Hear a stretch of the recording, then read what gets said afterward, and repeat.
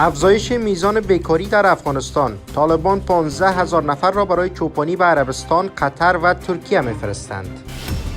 ادامه پولهای کمکی به بانک مرکزی تحت اداره طالبان. یک بسته 40 میلیون دلاری دیگر به کابل رسید.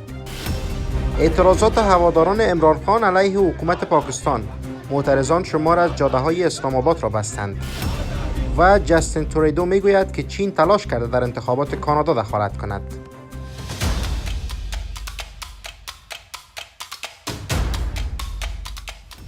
سلام و وقتتان بخیر. به خبرهای ساعت 10 از آماج نیوز خوش آمدید. باختر خبرگزاری مربوط به طالبان گزارش داد وزارت کار و امور اجتماعی این گروه در نظر دارد 65,000 نفر را برای کار به بیرون از افغانستان بفرستند. این وزارت گفته است که از این میان 15,000 نفر را برای چوپانی به عربستان سعودی، ترکیه و قطر فرستاده خواهند شد. مخدوم عبدالسلام سادات، معین وزارت کار و امور اجتماعی طالبان گفت درخواست‌های برای اعزام کارگر از کشورهای عربستان، قطر و ترکیه داریم که تلاش میکنیم روند انتقال این کارگران را آغاز کنیم. پس از به قدرت رسیدن طالبان شمار زیاد از شهروندان افغانستان بیکار شدند که برخی از آنها کارمندان پیشین دولتی اند. این افراد با شرایط سخت اقتصادی دست و پنجه نرم میکنند. بر اساس گزارش نهادهای بین المللی بیش از 90% شهروندان افغانستان زیر خط فقر زندگی میکنند و تنها 2% مردم این کشور به غذای کافی دسترسی دارند.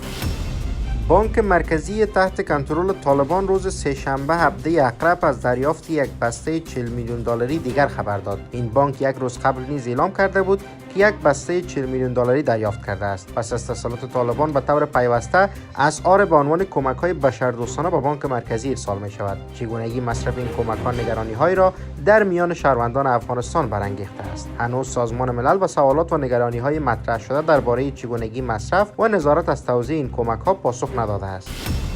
حامیان عمران خان، نخست وزیر پیشین پاکستان، با آغاز دوباره اعتراضات علیه حکومت این کشور شمار از جاده‌های متصل به اسلام آباد پایتخت را مسدود کردند. حکومت پاکستان امروز سه‌شنبه هفته عقرب تمام مکاتب دولتی و خصوصی را تعطیل کرده است. این اعتراضات با زخمی شدن عمران خان متوقف شده بود. در تصاویر از راهپیمایی‌ها دیده می‌شود که معترضان خشمگین تایرهای موترها را با آتش می‌کشند. عمران خان روز پنجشنبه هفته پیش در جریان راهپیمایی علیه حکومت پاکستان در شهر وزیرآباد ایالت پنجاب مورد حمله مسلحانه قرار گرفت و زخمی شد. این اتفاق خشم حامیان او و حزبش را در برابر حکومت پاکستان بیشتر کرده است. اعضای حزب تحریک انصاف پاکستان پیشتر گفته بودند به محض اینکه عمران خان سر پا شود در راهپیمایی‌ها حضور خواهند یافت.